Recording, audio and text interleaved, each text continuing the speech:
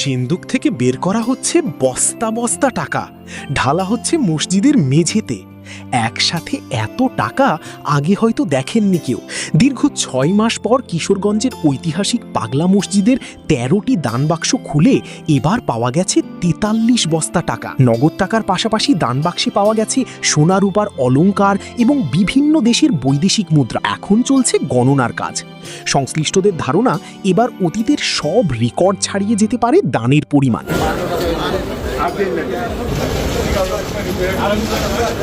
27 June সকাল 7টার দিকে জেলা প্রশাসক সোহানা নাসরিন এবং জেলা প্রশাসনের ঊর্ধ্বতন কর্মকর্তাদের উপস্থিতিতে দানবাক্সগুলো খোলা হয়। কঠোর নিরাপত্তার মধ্যে দিয়ে দানবাক্স থেকে বের করা টাকাগুলো প্রথমে বস্তায় ভরে মসজিদের 2য় তলায় নেওয়া হয়। এরপর মেঝেতে ঢেলে শুরু হয় দীর্ঘ সময়ের গণনার কার্যক্রম। এর আগে গত ডিসেম্বরে 3 মাস 27 দিনে পাওয়া গিয়েছিল 35 বস্তা টাকা, যার পরিমাণ হয়েছিল প্রায় 12.25 কোটি টাকা।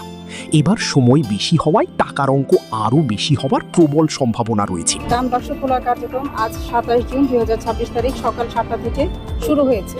এখানে স্থায়ী 10টি সিন্দুক এবং অস্থায়ী 3টি ট্রাঙ্ক দানবাক্স হিসেবে ব্যবহার করা হয়, যা পুরোপুরি পরিপূর্ণ হয়ে যাওয়ায় আজকে খোলা হলো।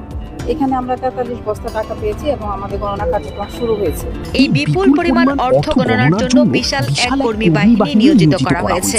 রূপালী ব্যাংকের 130 জন কর্মকর্তা কর্মচারী, স্থানীয় 2টি মাদ্রাসার 410 জন শিক্ষার্থী এবং মসজিদের নিজস্ব 33 জন কর্মচারী সহ প্রায় 600 জন মানুষ এখন টাকা গণনায় ব্যস্ত।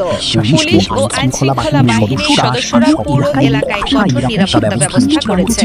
দানবাক্স টাকা গণনার আজকের বিশাল কর্মযোগে বরাবরের মতো দানবাক্স খোলার খবর ছড়িয়ে পড়লে মাদ্রাসার 300 জন ছাত্র, পাগলা মসজিদ মাদ্রাসার 106 জন ছাত্র, রূপালী ব্যাংকের 130 জন কর্মকর্তা, পাগলা মসজিদের 35 জন স্টাফ, জেলা প্রশাসকের কার্যালয়ে 19 জন স্টাফ, অতিরিক্ত জেলা ম্যাজিস্ট্রেট কিশোরগঞ্জের সভাপতিত্বে 7 সদস্য বিশিষ্ট একটি দানবাক্স খোলা উপকমিটি এই কার্যক্রম পরিচালনা করছে।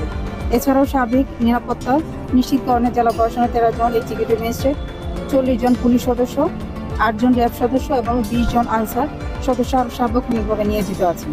সারা বাংলাদেশ থেকে এখানে মানুষ আসে এবং অনেকেই অনেক মান্যত করে, মান্যত নিয়ে আসে এবং আল্লাহ তাআলার রহমতে আসলে মসজিদ একটি উসিলা, এই পাগলা মসজিদ, কিন্তু আল্লাহ তাআলা আসলে মান্যত করলে পূরণ করে। আল্লাহ তাআলা এই যে মনের আশা পূরণ করে। ঢাকা থেকে আসছি আমি, এখানে জানি আমি অনেক ফল ফলন তো পাই করে আমরা আরো আয়া গেছি, অনেক ফল ফলন তো পাইছি দেখে আবার আসছি। এখানে আমাদের মানত ছিল, তাই আমরা এখানে আসছি, জানি এখানে পূরণ হয় না মানতটা। আমি আসছি শ্রীপুর থেকে, গাজীপুর শ্রীপুর থেকে।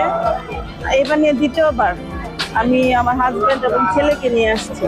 উল্লেখ্য, কিশোরগঞ্জের হারুয়া এলাকায় নরসুন্দা নদীর তীরে অবস্থিত এই ঐতিহাসিক পাগলা মসজিদটি এখন কেবল একটি ধর্মীয় প্রতিষ্ঠান নয়, বরং মানুষের অগাধ বিশ্বাসের কেন্দ্রস্থল।